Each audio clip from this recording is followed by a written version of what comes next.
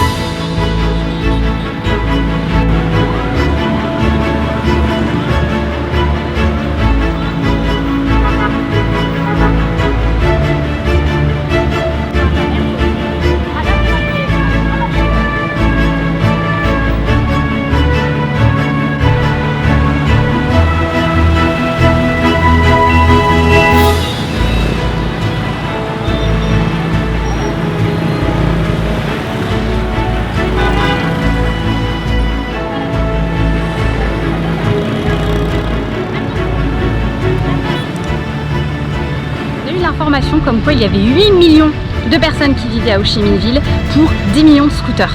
Oui, il y a plus de scooters que d'habitants. Et d'après ce qu'on a cru comprendre aussi, c'est tout simplement parce que certains des gens ici ont 2 véhicules. Alors ils nous expliquaient qu'il y avait genre le véhicule super mignon pour quand je sors avec ma petite copine et mon véhicule normal de quand je vais au travail. Voilà, donc ça grouille de scooters. Et aussi apparemment pourquoi les gens ont moins de voitures ici, c'est parce qu'il y a une taxe qui est très importante sur l'achat des véhicules 4 roues. Voilà, donc voilà pourquoi aussi il y a beaucoup de scooters et qu'en plus il paraît que les Vietnamiens, en tout cas les Vietnamiens d'ici, sont assez paresseux, donc ils sortent leurs 2 roues tout le temps.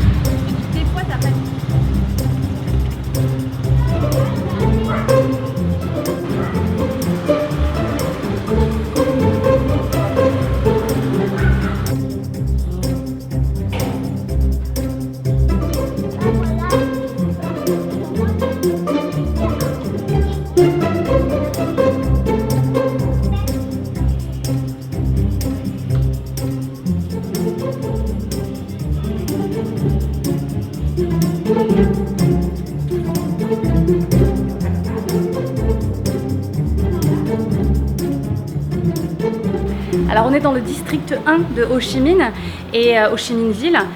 Et c'est vrai qu'en fait c'est un dédale de petites rues où on peut facilement se perdre. Alors nous on essaye de le faire à l'orientation en visant gros là où on veut aller. Et c'est juste génial ce genre de petites rues. Là ça se voit pas trop, c'est plutôt calme parce qu'on est en pleine journée. Mais normalement ça grouille de vie. Et vous voyez il y a des scooters en fait ici. Il faut savoir que tous les soirs les gens rentrent leur scooter chez eux. Non pas par crainte de se le faire voler, mais tout simplement parce que s'ils laissaient tous leur scooter, on ne pourrait plus circuler dans ces rues. Et oui, elles sont pas piétonnes. C'est-à-dire que nous on se balade là. Et vu que c'est calme, vous le voyez pas. Mais normalement ça grouille de scooters qui passent. Donc forcément ils roulent pas très vite, hein.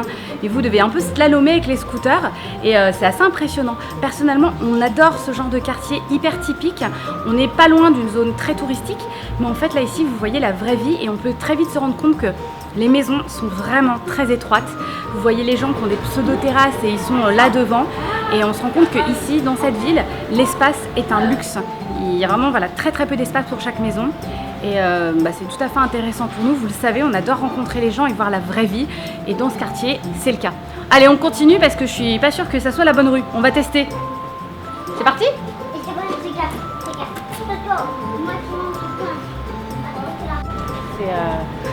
Regardez juste la taille du bâtiment, il y a une seule pièce par étage.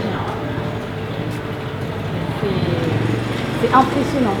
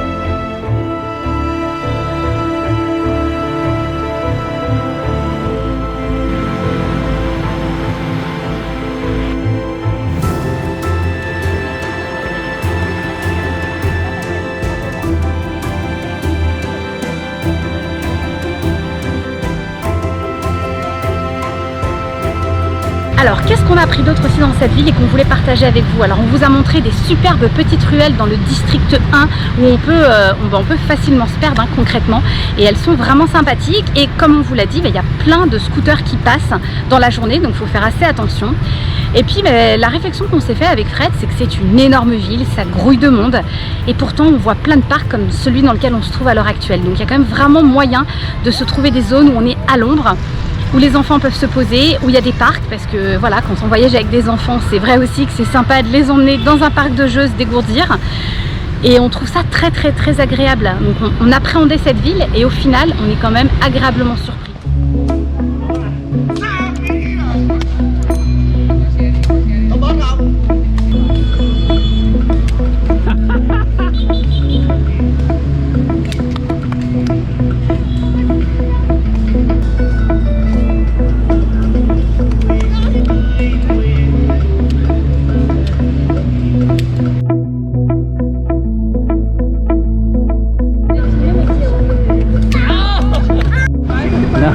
L'avantage, c'est vu notre niveau, on peut que progresser en fait. Vous savez, moi je l'ai pas encore touché du tout, cette espèce de petite balle avec des plumes. Donc voilà, on a une belle marge de progression. C'est magique de les voir parce qu'ils tapent avec l'avant du pied, mais ils tapent aussi avec sur les côtés comme ça. Enfin, c'est assez incroyable et surtout ils ont l'air de s'éclater, donc c'est génial. Voilà, ça c'est un dimanche typique dans une ville au Vietnam. Les gens sortent, font du sport. Et ils ont tout l'air de passer un bon moment. Et sinon tous les soirs aussi, il y a beaucoup de gens qui viennent le soir dans des parcs pour courir, pour faire du sport. C'est assez sympa.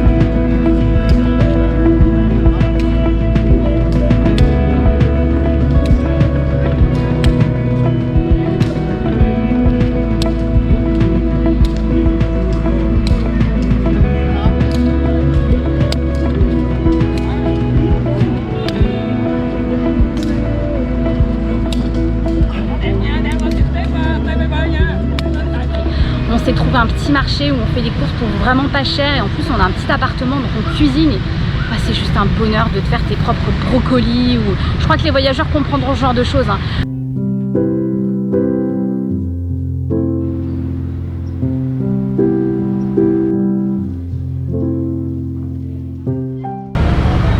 Bon écoutez, on va être honnête avec vous, hein, ça va faire bientôt 5 mois qu'on est en Asie et on n'a toujours pas eu l'occasion de goûter vraiment du super bon chocolat. Et moi il faut savoir que j'adore le chocolat, les garçons aussi. Fred il est moins fan. Mais quand on a su qu'il y avait un maître chocolatier qui était basé à Ho Chi Minh et qui faisait en plus apparemment des pâtisseries avec du chocolat, et c'était de la tuerie, on s'est dit qu'il fallait tester. Donc voilà, on vous emmène à l'intérieur, ça sent super bon, le cacao. Très sincèrement, je crois que je vais juste m'installer, vivre ici. Ça a l'air trop bon. C'est super! On est à un magasin de chocolat.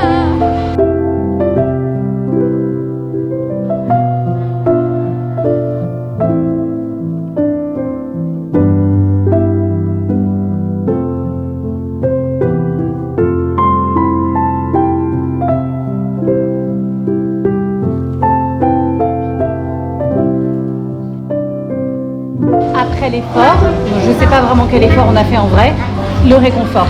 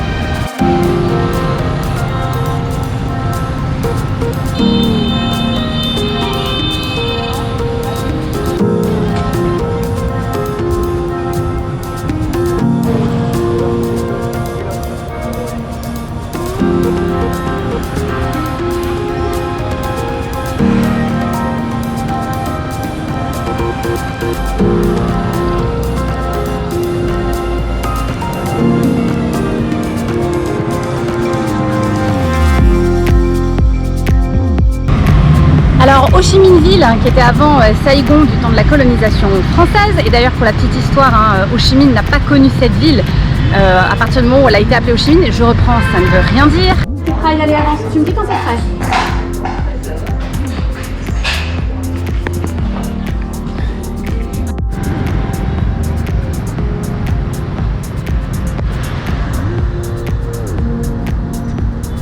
Ah, c'est pour moi.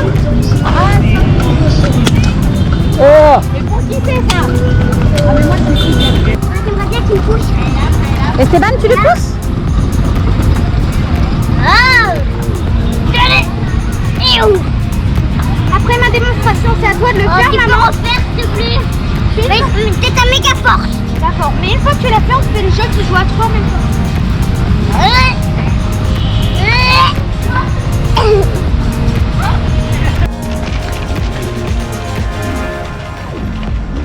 Le tien après que tu aies goûté le mien.